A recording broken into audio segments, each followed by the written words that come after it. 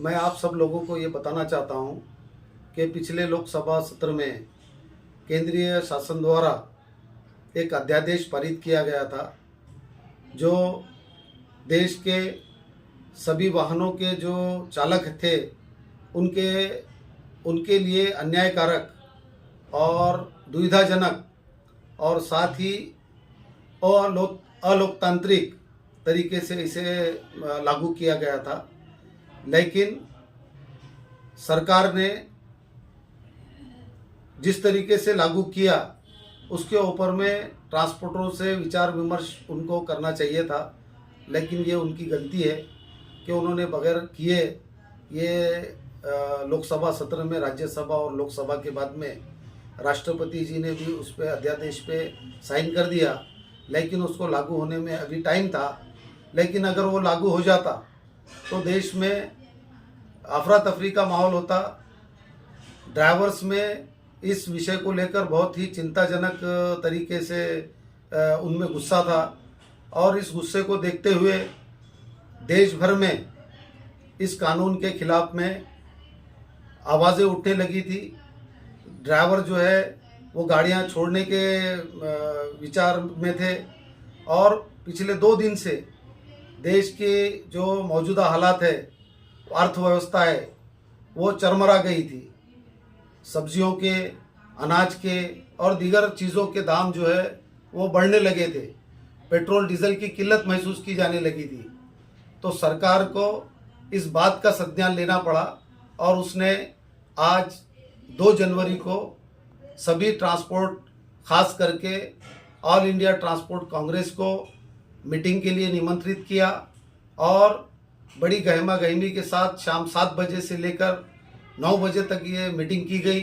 और इस मीटिंग में ये निर्णय लिया सरकार ने कि इस अध्यादेश में जो भारतीय न्याय संहिता के क्लॉज 106(2) के तहत चालकों के ऊपर में 7 लाख रुपए तक का जुर्माना और 10 साल तक की सज़ा का जो प्रावधान किया गया था, उस कानून को आगे भविष्य में लागू नहीं किया जाएगा।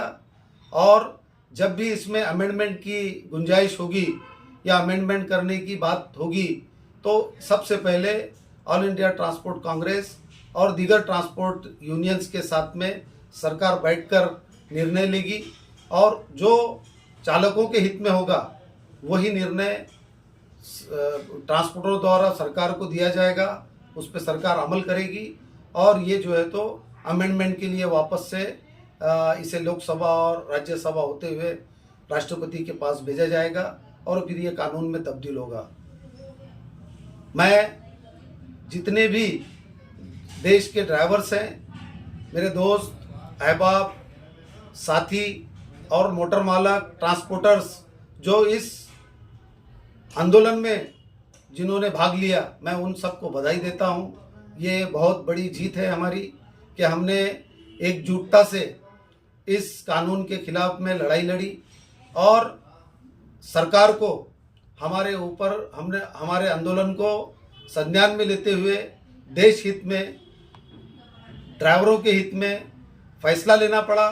और ऑल इंडिया ट्रांसपोर्ट कांग्रेस की जानिब से आज मैं उसका सदस्य और अमरावती जिला मोटर मालक माल वाहतूक एसोसिएशन का जिला अध्यक्ष होने के नाते मैं आप सब लोगों को बधाई भी देता हूं और साथ में आपसे मेरी विनंती है कि कल से 3 जनवरी से देश में जितने भी चालक हड़ताल पर थे वो सुचारू रूप से अपने कामकाज में लग जाएंगे।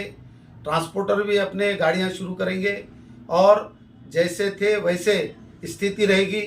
जब भी इसमें अमेंडमेंट करने का मौका आएगा, ट्रांसपोर्टर जितने भी है उनके यूनियंस सरकार के साथ में बैठकर अच्छे से अच्छा कानून बनाने की कोशिश करेंगे। आपको इसमें किस प्रकार की दिक्कत नहीं आएगी, आपके भविष्य में कोई कठिनाई नहीं होगी। मैं आपको वादा करता हूं कि फिर अगर हमारे साथ में नाइंसाफ़ी होती है तो वापस हम इस आंदोलन को खड़ा करेंगे। तब तक के लिए आप अपने जितनी भी कारोबार हैं वो कारोबार में सुचारू रूप से लग जाए, मेरी यही विनंती है। धन्यवाद।